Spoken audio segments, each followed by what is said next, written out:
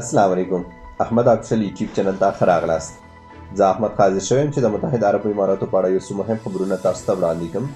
د خبرونو خبرولو نه مخکې تاسو دا چینل د سره سبسکرایب کړئ. د دې چینل موخه صرف او صرف هغه وروڼه کوم څوک چې په متحده عرب اماراتو، سعودي عربستان، قطر او یا نور خلیج ملکونو کې مسافر دي، هغو لپاره خدمت کول دي.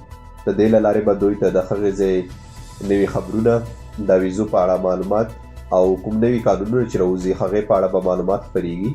نو د دې لپاره چې تاسو همیشه خبر وئ، دا چینل د سره سبسکرایب کړئ او خپلو دوستانو سره هم شریک کړئ. را به شو لومړی خبر ته.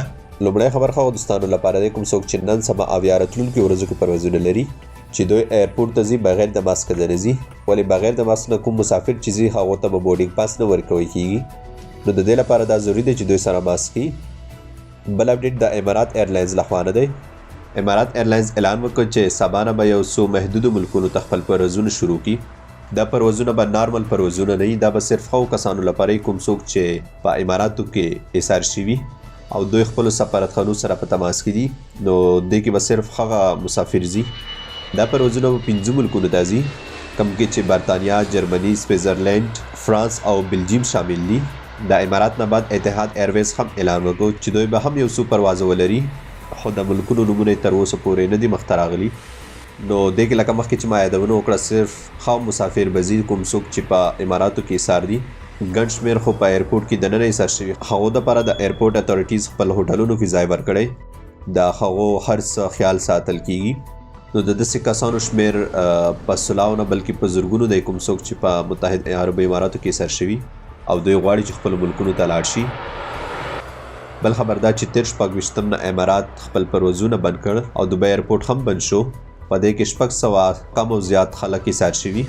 د اکثره هغه کسان دي کوم چا چې ټرانزیټ ویزې وي، لکه دوبۍ په تر امریکې او یا نورو ملکونو ته روان وو. کله هم چې دوی ایرپورټ ته راورسېدل نو هلته ایرپورټ خپل کارونه بند کړي وو. په دې 600 کم زیات کسانو کې یو نوي نفر داسې هم دي چې اوس هم هلته بند دي. خو د دې دپاره ښه خبره دغه ده چې هلته د دوی صحت سره سره خوراک څښاک هم ورکوی کېږي او دوبۍ ایرپورټ خپلو هوټلونو کې ځای ورکړی. ډېرې ښې طریقې سره د دوی ساتنه کېږي هلته. خو د اماراتو حکومت وایي چې دغو کسانو سره چې تر څو پورې خپل سفارت یا کنسلګرۍ تماس نه وي نیولی او یا د دې ملکونو پروازونه نه وي شروع شوي، نو هغه به تر هغو پورې دلته بندي.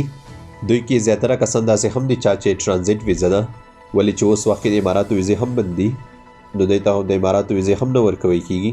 نو د دې له وجې په دوبۍ ایرپورټ کې بند شوي. خو ښه خبره دا ده چې هلته د دوی لپاره ډېر سهولتونه موجود دي. بل خبر د هیلث کارت په اړه ده، کوم چې موږ زیاتره خلک ورته دامان یا زمان وایي. هغه څوک چا چې دا کارت ایکسپایر شوی دی نو دوی کولی شي چې د دې کارت نه نوره هم ګټه واخلي. هغه خلک کوم څوک چې مریضان دي یا د کومې بیمارۍ شکار شوي دي نو دوی کولی شي چې هسپتالونو ته لاړ شي او مفت علاج وکړي. نو دا ډېره یوه ښه خبره ده. سوچ وکړئ چې امارات خپل هیوادوالو سره سره د نورو ملکو وګړو څومره خیال ساتي. ولې که سوچ وکړو نو په اماراتو کې زیاتره هم د نورو ملکونو خلک دي. نو د دې په خاطر موږ باید د اماراتو حکومت نه مننه وکړو چې دوی د نورو ملکونو وګړو څومره خیال ساتي. نو اوس ماته راکړئ په دې ځای اجازه. تر نورو خبرونو د خدای په امان. خو یادونه باید وکړم چې دا چینل تاسو ځان سره ضرور سبسکرایب کړئ او نورو دوستانو سره هم شریک کړئ. د خدای په امان.